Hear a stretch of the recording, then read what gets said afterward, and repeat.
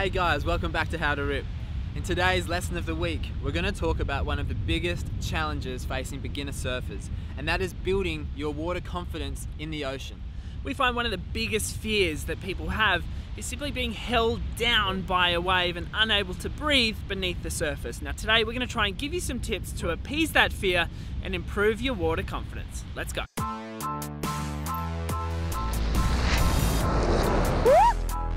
Something like this one. On the wave, then looking.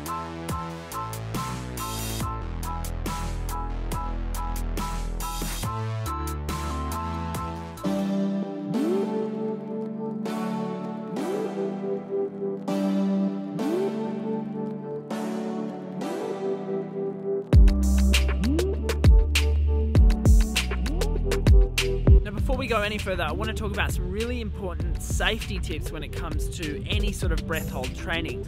Now, number one is you've always got to do this stuff with a buddy or partner. And number two, it's really important to know your limits. When we're doing breath hold training, we're going to stay in a sub-maximal state. And so what that means is that we never want to push to 100% of our ability, because when we do that, things get pretty dangerous.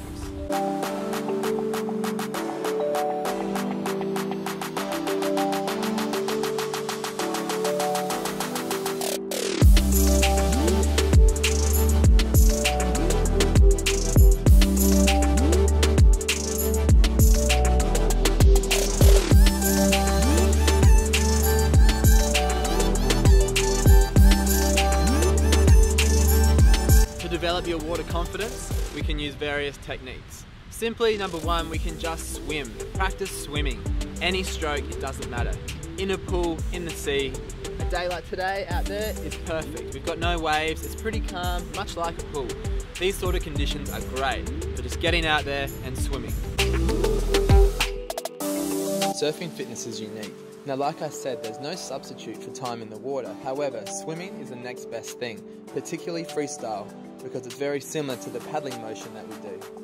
Once we're up and riding on a wave, we're working hard. That's high intensity work for an average of about 30 seconds. But then we have to paddle back out, so that's active rest period to get back out there. That's why fartlek training is the best for surfing. Breath hold training will help your lung capacity, and it will also help your confidence in any sort of wipeout situation. Now, I have to stress that you need to have a buddy with you when you're doing any sort of breath hold training, whether it's underwater running, laps in a pool, or just jumping out into the sea and swimming under the water.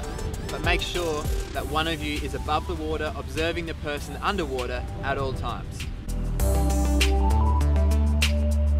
There are a range of benefits from doing breath hold training. Now, we're going to keep things pretty simple, but in addition to the physical gains of having an increased lung capacity and also your body's ability to be able to function without oxygen, there are also huge mental gains to be had. Being able to remain calm in a stressful situation like this without oxygen will not only help with surfing, but also in other areas of life. Now, the key to being successful at breath hold training is to remain calm. And to remain calm, you want to try and reduce your heart rate as much as possible. So mentally, you need to be as relaxed as you can be to keep your heart rate down. By keeping your heart rate down, you'll reduce the oxygen required in your body, and you'll be able to last longer under the water. Challenging yourself and pushing yourself to overcome internal barriers is always fun, but there's also something really fun and nice about being confident and feeling secure and safe in the ocean. And that's how we feel every single day. So we really hope these tips helped you out. Guys, remember to like the video, subscribe to our channel, and comment below to let us know what else you want to see. We'll see you guys soon.